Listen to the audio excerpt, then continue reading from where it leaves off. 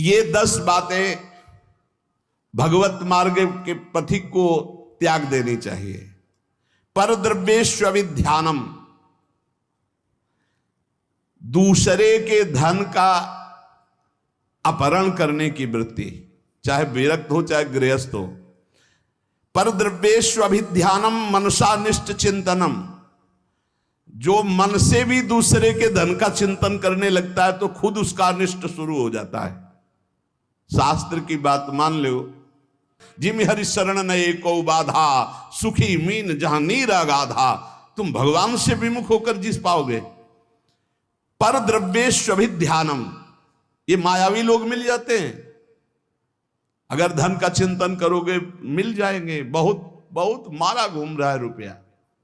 रुपया के लिए भगवत मार्ग, चाहे गृहस्थ हो चाहे विरक्त, रुपया कोई भगवत प्राप्ति नहीं कराता, केवल भोग देता है। तो भगवान जैसे रखें वैसे धर्म पूर्वक चलो, अन्याय पूर्वक या चिंतन पूर्वक नहीं। चिंतन नहीं धन का, चिंतन हरि का।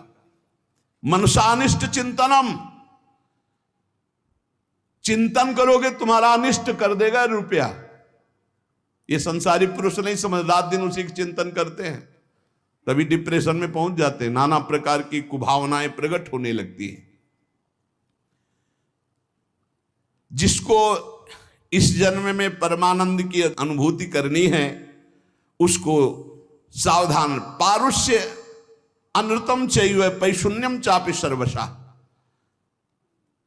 अगर परलोक की प्राप्ति करनी, परम धाम जाना है,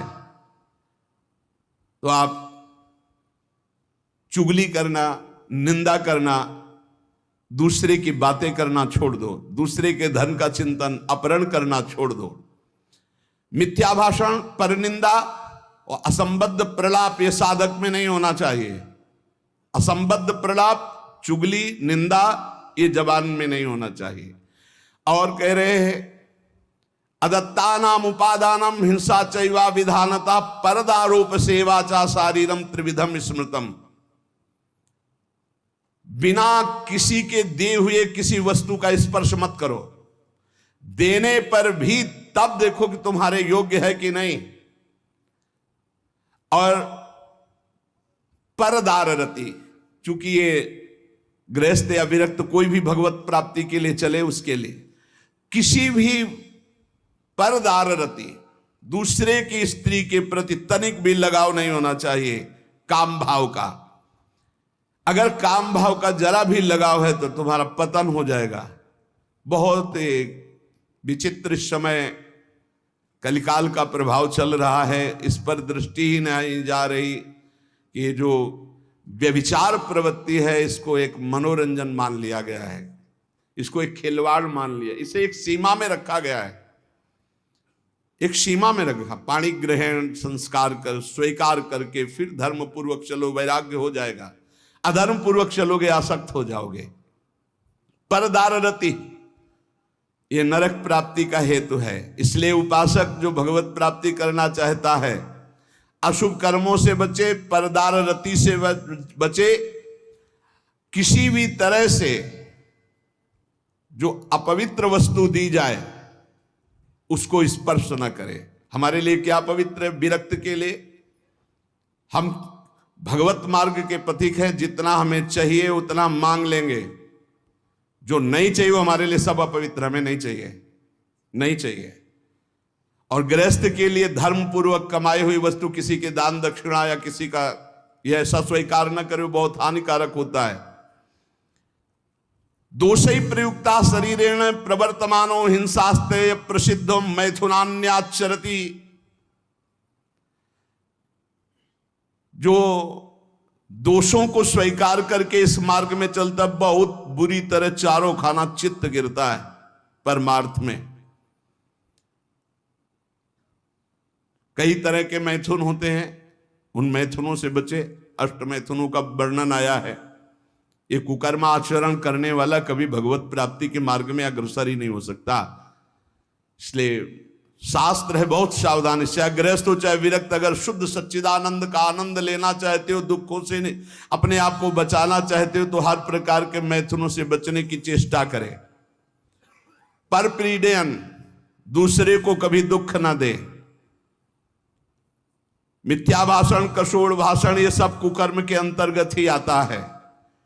परद्रोह, अन्याय पूर्वक परद्रव्य ग्रहण नास्तिकता पैदा कर देता है। परद्रव्य अन्याय पूर्वक ये नास्तिकता पैदा कर देता है, भगवान से बिल्कुल विमुख कर देता है। भगवान छूट गए तो सब मिला मिलाया सब, प्राण छूटने के बाद कुछ नहीं तुम्हारे पास। भगवान है तो सब कुछ है, नास्तिकता ना आने पावे। परद्रव्य ग्रहण से अन्याय पूर्वक, न्याय कहते हैं जो धर्म शास्त्र आज्ञा करते हैं, अन्याय पूर्वक धन ग्रहण करना ये नास्तिकता पैदा कर देता है। नास्तिकता क्यों आई है? क्योंकि पापाचरण है तभी नास्तिकता आती है। उपासक को सावधानी पूर्वक दुष्संग से बचना चाहिए। दुष्संग कई तरह का होता है। यदि दुर्जनों का संग मिल जाए तो जैसे 10 वर्ष सत्संग करने से आप उज्जवल हुए, तो 10 दिन का दुर्जन का संग आपको नष्ट कर देगा। तो कहते दुर्जनस्य ही संगेन सुजनोपि विनश्यति प्रसन्नम जलमित्याहु कर्दमयी कलुषीकृतम। जैसे अति निर्मल जल बहुत दिनों में होता है, हिलन डुलन नहीं हुई, धीरे धीरे वो शांत निर्मल होता है, लेकिन उसमें जो ही कोई घुसेगा तो पूरा मलिन हो जाएगा। ऐसे ही मन को निर्मल करने में बहुत समय लगता है, लेकिन दुर्जन का संग चरित्र दूषित करके हृदय को मलिन कर देने में बिल्कुल देर नहीं लगती। इसलिए दुर्जनस्य ही संगेन सुजनोपि विनश्यति। बड़े बड़े सज्जन पुरुषों का नाश भी दुर्जन पुरुषों के संग से हो जाता है। एक बार यदि दुर्जन का संग हो जाए तो निकलना मुश्किल होता है। बड़े बड़े सज्जनों के हृदय में भगवत मार्ग पर अविश्वास पैदा करके नास्तिक बना दिया दुर्जनों ने। जब दुर्जनता का संग हो जाता है तो वो दुर्जन पुरुष बड़े बड़े सज्जनों के प्रति भी दोष दर्शन करता है। जैसे लोगों के साथ रहा जाता है, जैसे लोगों की बात सुनी जाती है, जैसे लोगों से हम बात करते हैं, वैसा स्वभाव बन जाता है। जब दुर्जनों का संग हो जाता है तो बड़े बड़े सिद्ध साधु के पास भी वो कुछ लाभ नहीं ले पाता, केवल दोष दर्शन करता है। स्वभाव उसका बन जाता है दोष दर्शन का। इसलिए भ्रमादपि तु दुष्टानाम संगः या कुरुते जना समर्था पुनस्त्यक्तुम तत्र विनिहन्यते। यदि भूल से भी दुष्ट का संग हो जाए तो तत्काल संग त्याग कर दो, नहीं वो नष्ट कर देगा। दुष्ट की पहचान, जिसके संग से भगवत स्मरण छूट जाए, जिसके संग से कुवासनाएं बढ़ने लगे, उसी का संग दुष्ट संग कहा जाता है। भगवान श्री राम तो इतना भी कह दे कि बरु भलबास नरक कर ताता, दुष्ट संग जन दे विधाता। नरक मिल जाए अच्छा, पर दुष्ट ना मिले। दुष्संग बहुत बुरी तरह विनाश करता है। उदर निमित्तम बहुकृत वेशा, ये दुष्संग हो जाएगा। जो जनेन्द्रिय और रसेंद्रिय का पोषण करता, भेष कोई भी रखे हो, वो सत्संग नहीं हो सकता, वो दुष्संग ही है। जिनका चित्त शुद्ध होकर सच्चिदानंद भगवान के सुख में डूबने का लक्ष्य बन गया, वो साधक सावधान। दुर्जना परिहर्तव्यो विद्यालंकृतो यदि मणिना भूषिता सर्पा किमसौ न भयंकर। दुर्जन मनुष्य हो, बहुत विद्वान हो, तो तुम्हारा नाश ही कर देगा। जैसे मणि से भूषित सांप हो तो क्या विष नहीं छोड़ेगा? वो विष ही छोड़ेगा। इसलिए बहुत संभल करके। सद्भिरासीत सततम सद्भि कुर्वीत संगितम सद्भिर विवादम मैत्रीम च ना सद्भि किंचिदाचरेत। संत पुरुषों के साथ रहो, संत पुरुषों का संग करो, उनसे विवाद मत करो, जैसा वो कह रहे हैं वैसे करो। सज्जन पुरुषों के संग से तुम्हारे हृदय में सज्जनता आएगी, और दुर्जनों का संपर्क तुम्हारे हृदय में अश्रद्धा पैदा कर देगा। कैसा? अब जिस संत से मिलोगे तुम्हारे अंदर अश्रद्धा है तो तुम वहां दोष दर्शन करोगे। महापुरुषों के समीप रहते हुए भी तुम कुछ नहीं प्राप्त कर पाओगे। जाड्याम धियो हरति सिंचन्ति वाचम सत्यम मनोन्नतिम दिशति पापमपा करोति चेता प्रसादयति दिक्षु तनोति कीर्तिम सत्संगति कथम किम न करोति पुंसाम। जब सत्संग मिलता है तो हृदय का कूड़ा करकट दूर हो जाता है, काम क्रोध ये नष्ट हो जाते हैं, बुद्धि विवेकवान होकर भगवान की तरफ बढ़ती है। और जब कुसंग मिलता है तो ऐसी संशयमय बुद्धि हो जाती है कि बड़े बड़े संत महात्माओं के समीप जाकर के भी वो दुर्लभ लाभ ना लेकर वो दोष दर्शन करता रहता है। समीप में दूर दूर से आकर लोग उनके दर्शन और उनके वचन सुनकर अपना परम कल्याण कर लेते हैं, लेकिन दुर्जन स्वभाव वाला, दुर्जन संग करने वाला उनके समीप रहकर उनकी निंदा करता है, उनके दोष दर्शन करता है, उनसे लाभ नहीं ले पाता है। अनेकों बार बड़े महापुरुषों का संग प्राप्त होने पर भी वो अगम्य रहते हैं, वो उनका लाभ नहीं ले पाते। इसीलिए देवर्षि नारद जी ने बताया कि साधु संग अगम्य है। साधु के समीप रहना, साधु के समीप जाना, अगर आपके अंदर दुष्टता है, दुष्ट स्वभाव है, तो आप उसका लाभ नहीं ले पाएंगे। दूर दूर से आकर लोग दर्शन संभाषण और अपना परिवर्तन कर रहे हो, समीप रहकर दुष्ट स्वभाव होने के कारण वो साधु में दोष दर्शन करने के कारण लाभ नहीं ले पाते। इसलिए सदैव सत्संग करो, दुर्जनों का संग त्याग करो, नाम जप करो और रसेंद्री को संभाल के रखो और लेने में बहुत सावधान रहो। किसी से कुछ लेने में सावधान रहो, वो ऐसा पाप की कमाई ना हो जो तुम्हारी बुद्धि भ्रष्ट करके भगवान से विमुख कर दे। चाहे गृहस्थ हो चाहे विरक्त, अन्याय पूर्वक जीवन नहीं होना चाहिए, धर्म पूर्वक जीवन होना चाहिए। भगवत मार्ग में सबसे ज्यादा जो बाधक है वो है मान, बड़ाई, प्रशंसा, सम्मान और हे लाडली। हमारा मन इसी में फंस गया। मान सम्मान प्रिय लगने लगा, बड़ाई प्रतिष्ठा कीर्ति अच्छी लगने लगी, इसीलिए हर्ष और शोक, मान और अपमान, दुख और सुख, इन द्वंद्वों में मैं फंस गया। हे मेरी स्वामिनी, अगर कोई बचा सकता है तो सिर्फ आप बचा सकती हो, क्योंकि मान प्रतिष्ठा ये ऐसा मीठा जहर है कि इसे कोई छोड़ना नहीं चाहता और बिना इसको त्यागे भगवत प्राप्ति या तत्वबोध हो ही नहीं सकता।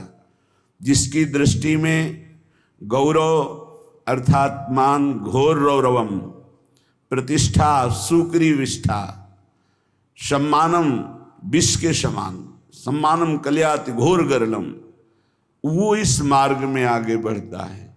मेरी लाडली, मेरे मन बुद्धि तो मान सम्मान में गौरव करते हैं, दुख सुख हर्ष शोक द्वंद्वों में फंसे हुए हैं। हे मेरी लाडली, इसमें हमारा साधन बल काम नहीं करेगा, आपकी कृपा से ही हम इससे निकल सकते हैं। संग दोष व्यापे घने, कासो कहो पुकार, श्यामा प्यारी तुम बिना मेरो सुनो सब संसार। प्रियाजू, शास्त्रों में वर्णन किया गया है कि जो साधक जित संग दोषा होता है वही भगवत प्राप्ति करता है। पर हमारे ऊपर तो छोटे छोटे विषयों के संग का प्रभाव, व्यक्तियों के संग का प्रभाव, धनादि का प्रभाव, तो संग दोष से हम युक्त हो गए हैं। लाडली जी, मेरा कोई संसार में नहीं है कि मुझे सहयोग दे सके। श्यामा प्यारी, किससे पुकार करके कहूं कि हमारे हृदय में संग दोष जागृत हो चुका है, हमारे हृदय में मान प्रतिष्ठा अच्छी लगने लगी है, हमारे हृदय में दुख सुख हर्ष शोक का प्रभाव पड़ रहा है। लाडली, आप ही केवल हमारी तरफ करुणा दृष्टि से देखो तो ये दूर हो जाए। कोई दूसरा इस संसार में आपके सिवा हमारा नहीं है। मैं जान्यो कछु सूरज है, दिन प्रति उर्झो जाए, मैं मेरे बस हूं नहीं, श्यामाजू कहूँ सुनाए। हम आपसे साफ बात कह रहे हैं श्यामाजू। मैंने समझा कि साधन पथ में चलने पर मैं सुलझ जाऊंगा, सुधर जाऊंगा, लेकिन स्वामिनी जी यहां तो और उलझ गया। तन छाड़े मन गही रहे, दोनों ही दुख होए। तन से विषय भोग छोड़ा, मन उनको पकड़े हुए है। लाडली सुलझा दो, आप ही सुलझा सकती हो, दूसरा कोई नहीं। मैंने समझा मैं सूरज रहा हूं, लेकिन दिन का दिन छूटवे के जतन विशेष बांधे जाओगे। तो लाडली अब आप ही छोड़ दो इस माया के बंधन से, इस मैं मोर तय तोर के बंधन से आप हमें छुड़ा लो। मन बुद्धि ये थिर नहीं, ही ये भरी भंगार। श्री श्यामा करुणा भरी, दृष्टि नेक निहार। बहुत कूड़ा भरा है हृदय में स्वामिनी जी। ये अंतःकरण चतुष्टय, बुद्धि का निश्चय होना चाहिए, प्रिया प्रीतम के सिवा हमारा कोई नहीं। मन का संकल्प विकल्प प्रिया प्रीतम की सेवा, जगत की सेवा, और चित्त का निरंतर भगवदाकार चिंतन, अहम का पूर्ण दासत्व में समर्पण, ये सब कुछ नहीं, बड़ा कूड़ा करकट भरा हुआ है। कोई भी सत्कार्य होते उसमें अहंकार उदय हो जाता, मैंने किया। बुद्धि का निश्चय है, जगत में भोगों में, रुपया में, प्रतिष्ठा में सुख है। मन नाना प्रकार की भोग वासनाओं का संकल्प करता रहता, बड़ा कूड़ा करकट अंतःकरण में जमा है। हे मेरी श्यामा प्यारी, आप करुणा दृष्टि से देख लो तो आपकी दृष्टि मात्र से मन बुद्धि सुधर जाएंगे। श्यामा प्यारी लाडली, तुम जानती हो सबके भाव, मेरे तो तुम एक हो। कछु साधन ना ही उपाव, ना हमारे कोई साधना है न कोई उपाय है। आप सबके मन के भाव को जानती हो। हे श्यामाजू, आप ही हमारी साधना हो, आप ही हमारे साध्य हो। आपके सिवा हमारा कोई और साधन साध्य नहीं है। हे लाडली, जो अपने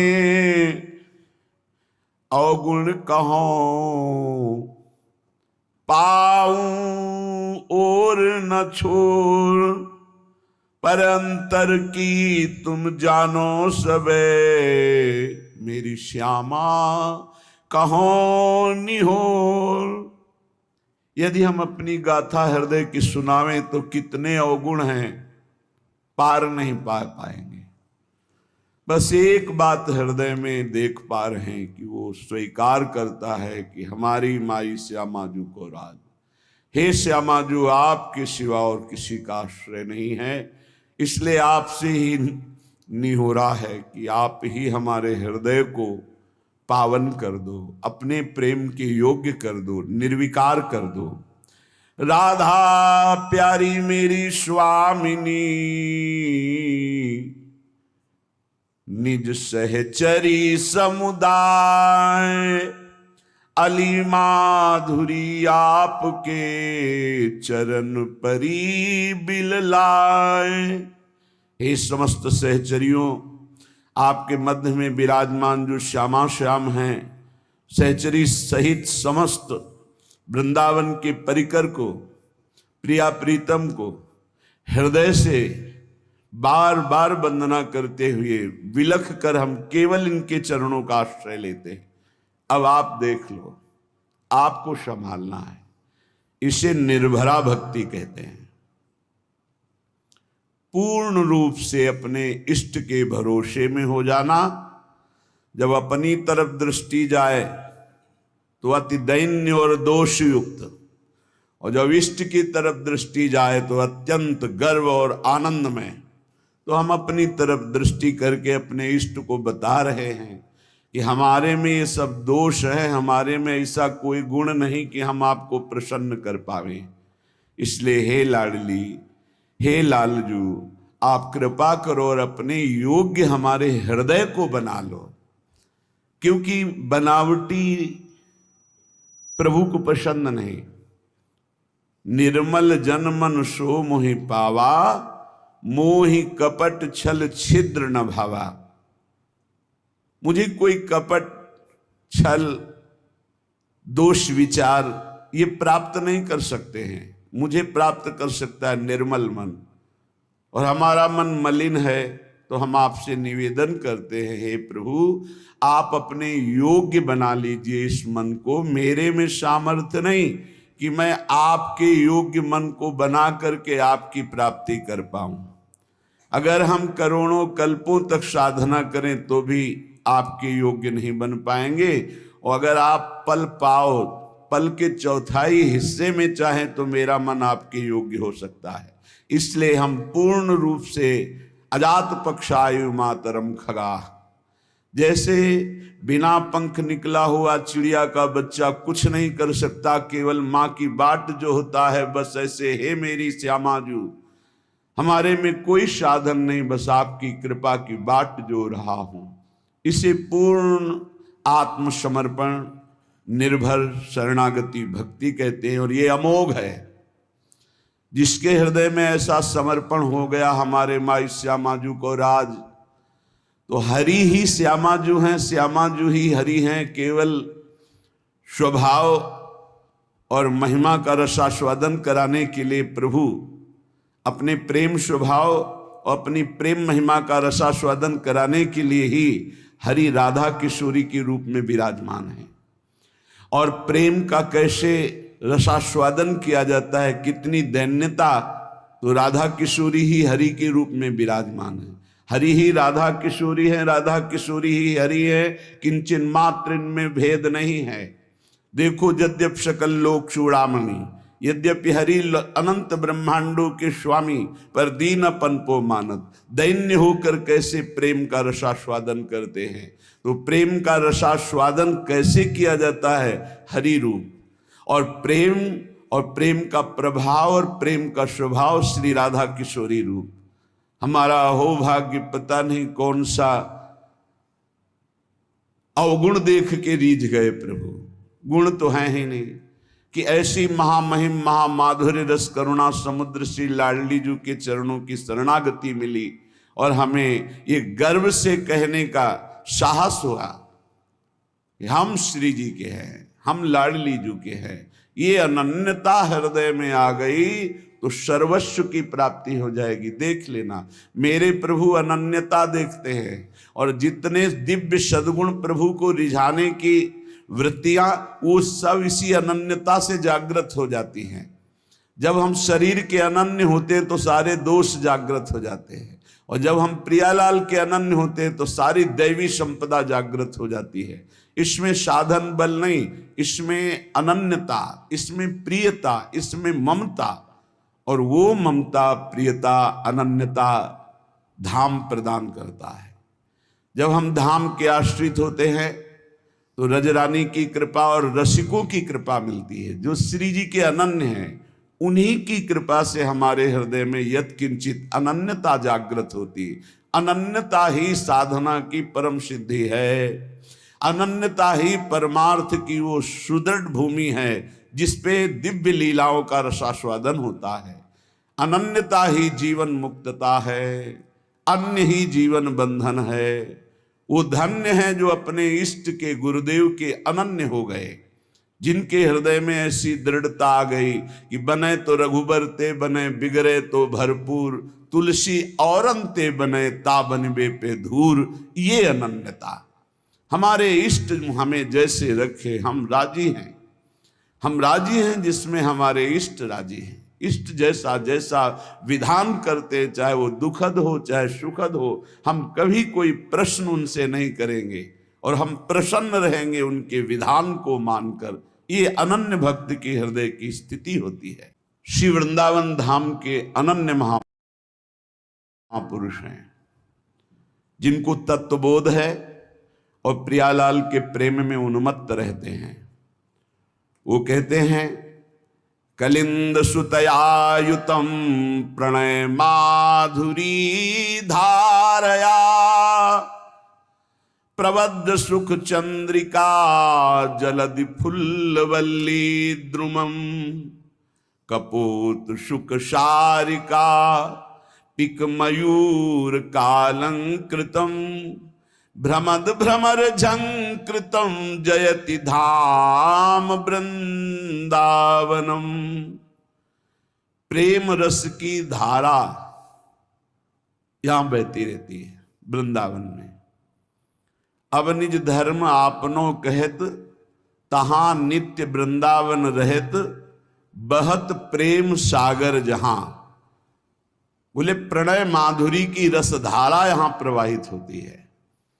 जैसे समुद्र के तट पर रहने वाले को शंका बनी रहती है, कभी भी ज्वार भाटा आए और तटस्थ भूमि को तोड़ करके वो डुबो दे, ऐसे ही वृंदावन में है। ये बहता हुआ प्रेम समुद्र है, बहता हुआ, इसकी तरंगे हैं, इसकी लहर है, इसकी धारा है। यहाँ की लताएं, खगमृग, पशु पंछी, यहाँ के रसिक महात्मा, ये जब बाढ़ आएगी, किसी भी रसिक महापुरुष का सानिध्य मिला और उसकी करुणा बरस गई तो प्रेम में डूबी जाओगे। यहां पक्का प्रेम में डूब जाओगे, अंतिम क्षण तक डूब जाओगे। अगर अभी कुछ नहीं बन पा रहा और आप धाम के आमरण व्रतधारी हैं कि मेरा शरीर छूटे तो वृंदावन में छूटे, तो अंतिम समय तक किसी न किसी सखी की नजर पड़ेगी और आपको प्रियालाल के प्रेम में डुबो देगी, क्योंकि करुणा का मूर्तिमान स्वरूप सहचर्या है। इसलिए धाम प्रेम धाम कहा गया है। यहां प्रेम समुद्र बहता हुआ है। यद्यपि समुद्र स्थिर होता है, पर यहां कह रहे बहत प्रेम सागर जहां, क्योंकि प्रेम स्थिर नहीं है, प्रतिक्षण वर्धमानम है, बढ़ता ही रहता है। प्रेम जैसे चंद्र कला बढ़ता है, पर चंद्रमा में पूर्णिमा होती, प्रेम में कभी पूर्णिमा नहीं होती, सदैव बढ़ता रहता है, नवम नवम नवम प्रतिक्षण वर्धमानम। इसलिए बहता हुआ प्रेम समुद्र वृंदावन धाम है और इसकी तरंगे हैं यहाँ की लता, रजरानी, खगमृग, पशु पंछी और यहाँ के रसिक जन। किसी की भी कृपा हो जाए, यहाँ के एक पक्षी की कृपा हो जाए तो आप प्रेम में डूब जाएंगे। यहाँ एक लता की कृपा हो जाए, यहाँ किसी रसिक की कृपा हो जाए, तो जो प्रेम बड़ी बड़ी साधनाओं से भी सुलभ नहीं है, अत्यंत दुर्लभ, वो प्रेम प्रकाशित हो जाए। प्रेम मेरी प्रियाजू, मेरे लालजू, और उनका चिंतन करते हुए अश्रु प्रवाह कर हृदय में ऐसी पीड़ा हो रही, हाय कब मिलेंगे जो मेरे हैं, अनंत जन्मों से बिछड़े, दरस बिन दुखन लागे नैन, भारी विकलता, अनंत जन्मों के पाप संस्कार भस्म हो गए, कर्म बंधन छिन्न भिन्न हो गए और वो भगवत स्वरूप होकर प्रियालाल की दिव्य लीला में प्रवेश पा गया। ये प्रणय रस धारा है सीधाम वृंदावन। और बहुत करुणा करके दुरंत मोह का नाश करने वाली श्री यमुना जी इस श्रृंगार रस धारा मानो द्रवित होकर प्रवाहित हो रही हूं। बहुत करुणा है यमुना रस रानी की, जिस पर यमुना जी प्रसन्न होती हैं, दुरंत मोह का नाश करके इसी जन्म में राधा वल्लभ लाल की उत्तम प्रेम लक्षणा भक्ति और सहचरी भाव प्रदान कर देती है। यही व राधिका पते पदाब्ज भक्ति मुत्तमा मवाप्यशा ध्रुवम भवेत परत्र तत्प्रियानुगा। आप मलिन दृष्टि मत रखें यमुना जी में कि ये गिर रहा है वो गिर नहीं। जैसे अग्नि भगवान सब कुछ जलाकर अपना स्वरूप दे देते हैं, ऐसे यमुना जी सबको अपना स्वरूप प्रदान कर देती हैं। परम पावन यमुना जी को कभी कोई अपवित्र कर ही नहीं सकता, किसी की सामर्थ्य नहीं है। यमुना जी साक्षात करुणा बपू हैं, हमारी लाडली जी की प्रिय सहचरी हैं, और मोह का नाश होना बड़ा कठिन है, सो यमुना जी नाश कर देती है। जिसने यमुना जी का दर्शन किया, यमुना जी का आचमन किया, यमुना जी का अवगाहन किया, वो कभी यमपुरी नहीं जा सकता, पक्का। जो यमुना जी की थोड़ी भी भक्ति कर ली है, तो यमुना की भक्ति मात्र से उनके परम भ्राता श्री जो यमराज जी हैं, वो अपने दूतों को आदेश करते हैं, कभी भी जिसके मुख से यमुना निकला है, आचमन किया है, अवगाहन किया है, बैठकर समीप कुछ नाम जप किया, कभी मत जाना, उनकी तरफ देखना भी मत।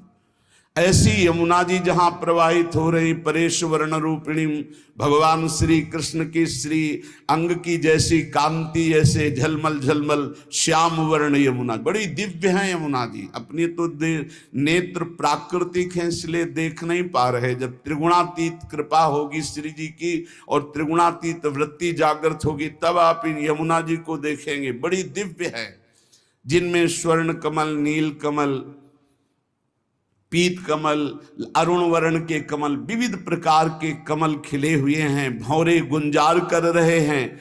समीप में ही कुंज में अद्भुत अद्भुत लताएं फूली हुई झूम रही हैं और कपोत शुक शारिका पिक मयूर कालंकृतम, कपोत, शुक, शारिका, कोकिला, मोर ऐसे गुंजार कर रहे हैं, ऐसे मानो प्रियाजू का यश गा रहे, पर हम उनकी वाणी समझ नहीं सकते। ऐसा लगता है कि ये शोरगुल कर रहे हैं, नहीं, वो राधा यशो मुखर मत खगावली की। यहाँ के जितने पक्षी हैं सब श्री जी का नाम, श्री जी का जस गान कर रहे हैं। कृष्ण प्रेम रसम सदा रसयते वृंदावनांतर्गतम, जो वृंदावन के अंतर्गत अपने जीवन को समर्पित कर दिया है, पक्का श्री कृष्ण प्रेम में डूबेगा, डूबेगा, पक्का डूबेगा। जब वृंदावन में आए और बिहारी जी की कृपा से राधा वल्लभ जी गए, जब राधा वल्लभ जी के दर्शन किए तो ऐसा लगा जैसे बहुत पहले से हम इनसे परिचित हैं। श्री कृष्ण प्रेम रसम सदा रसयते वृंदावनांतर्गतम, वृंदावन में यदि अपने जीवन को समर्पित कर दिया जाए, चाहे आश्रय भाव से या वास भाव से, अरे बहुत मानो कृपा ही कृपा उदय हुई है वृंदावन के रूप में। आप लोग बाहरी दृष्टि से देखेंगे तो आपको दोष दर्शन भी दिखाई दे सकता है, लेकिन आपसे सत्य कहते हैं, कभी कभी एकांत में जब वृंदावन की कृपा उदय होती तो सिर्फ रोना आता है कि कोई ऐसे सद्गुण नहीं, कोई ऐसी बात नहीं जिससे हमारी प्रियाजू ने हमें रीच कर वृंदावन का अखंड वास दे दिया। हमें अपने महल में, हम कहाँ वास कर रहे हैं, वृंदावन वासी हैं, प्रिया प्रीतम के चरण चिन्हों में वास कर रहे हैं, परम पावन रज में वास कर रहे हैं, हम धाम वासी हैं। कहाँ नारकी जन्म, कहाँ नारकी योनियों में भटकने वाला जीव और कहाँ परम पावन महामहिम शिव शनकादि द्वारा बंदित रज में वास करने का सौभाग्य। श्री कृष्ण प्रेम रसम सदा रसयते वृंदावनांतर्गतम, श्री प्रिया और कृष्ण लाल, प्रिया लाल के प्रेम रस से डुबो देने वाला ये वृंदावन है, जिसने वृंदावन का आश्रय लिया, वृंदावन का वास स्वीकार किया। आप केवल अपराध मत कीजिए, जो साधन पद्धति बताई गई उससे समय काटिए, परम लाभ तो कृपा से हो जाएगा। आपका प्रयत्न केवल अपराध रहित होने के लिए, आपसे असाधन ना बने, इसलिए काम तो सब कृपा से हो जाएगा।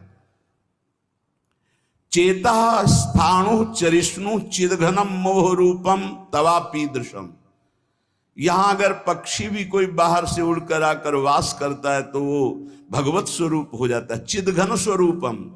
तो वो पक्षी क्या साधना करता है, केवल आश्रित हो गया वृंदावन के। ऐसे ही आप भी आश्रित हो जाएं तो कह रहे चिदघन रूपम तवापीदृशम, तुम भी वही चिदानंद रूप हो जाओगे यदि वृंदावन का आश्रय ले लिया, वृंदावन का वास स्वीकार कर लिया, वृंदावन का चिंतन करते हो, वृंदावन की महिमा सुनते हो, तो धाम आपको चिदघन रूप प्रदान करेगा। चेता स्थाणु चरिष्णु, यहाँ के चैतन्य और जड़ सब चिदानंद रूप हो जाएंगे। अभी हैं, आप देख नहीं पा रहे, लेकिन अंत तो गत्वा आप भी चिदानंद रूप हो जाएंगे यदि वृंदावन का आश्रय और वास स्वीकार किया। एवं चे नहीं भाति तद गुरु मुखान श्रुत्वा सदा चिंतय, यहां वृंदावन में सदगुरु का वर्ण करो तो तुम भी ब्रजवासी हो जाओगे। दीक्षा में नया जन्म माना जाता है। एक होता है बिंदु से जन्म लेना, जो पिता और माता के संयोग से, और एक होता है नाद से जन्म होना, जो गुरुदेव मंत्र नाद हमारे कान में करते हैं, उससे हमारा नया जन्म होता है। और ये नया जन्म ब्रजवासी माना जाएगा, वृंदावनवासी माना जाएगा। एवं चे नहीं भाति तद गुरु मुखात श्रुत्वा सदा चिंतये।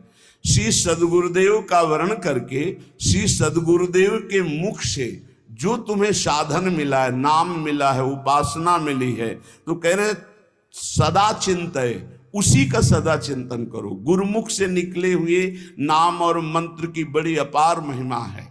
जो वृंदावन में सदगुरु का वर्ण कर लेता है वो ब्रजवासी ही माना जाता है। उसका जन्म ब्रज में हुआ।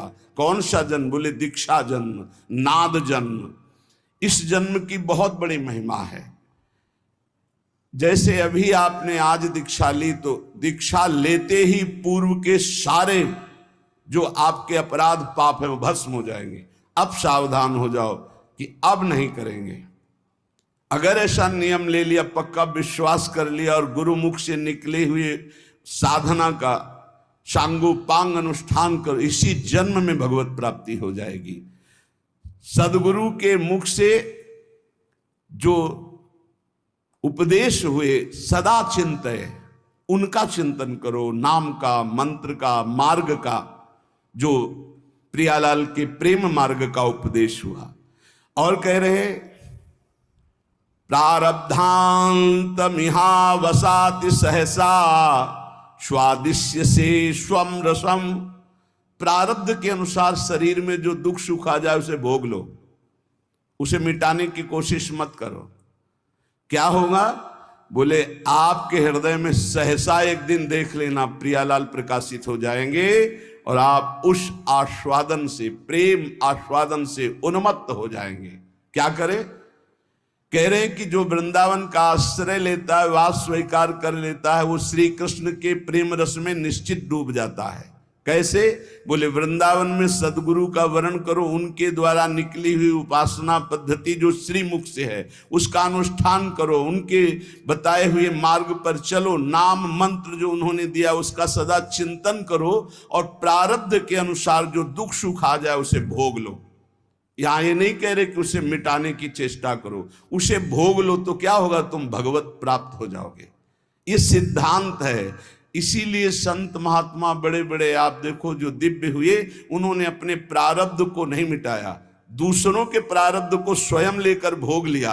अपने प्रारब्ध को तो भोगा ही, औरों के भी प्रारब्ध को भोग लिया कि ये भजन करने में कमजोर हैं, प्रारब्ध आएगा इनको छीण कर देगा, चलो तुम आगे बढ़ो, हमें तो कोई फर्क नहीं पड़ता। प्रारब्ध को अपने ऊपर ले लिया। उसे श्री जी सहसा हृदय में प्रकाशित होकर प्रेम रस में डुबो देती है। ये धाम की कृपा, धाम में गुरु बनाने की कृपा, गुरु के मुख से निकले हुए नाम मंत्र का निरंतर चिंतन करने की कृपा से प्रियालाल का सहसा, सहसा माने कभी भी अचानक हृदय में प्रकाश हुआ और आप डूब गए। वो जब आप समर्पण हो, आपका पूर्णता होता है, तब ये स्थिति आती है। अचानक खड़े हैं या बैठे हैं या क्रियारत हैं, एकदम वृत्ति गोल, एकदम वृत्ति समाहित हो गई, एकदम डूब गई, क्या कहना है क्या करना है कुछ सुधी नहीं। मात्र एक सामने प्रियालाल, उनकी दिव्य माधुरी, दिव्य लीला, सच्ची मानिए निहाल हो जाओगे। बस एक जीवन का खेल है, जितना तुम्हारा जीवन बचा है उसे प्रियालाल के चरणों में समर्पित कर दे।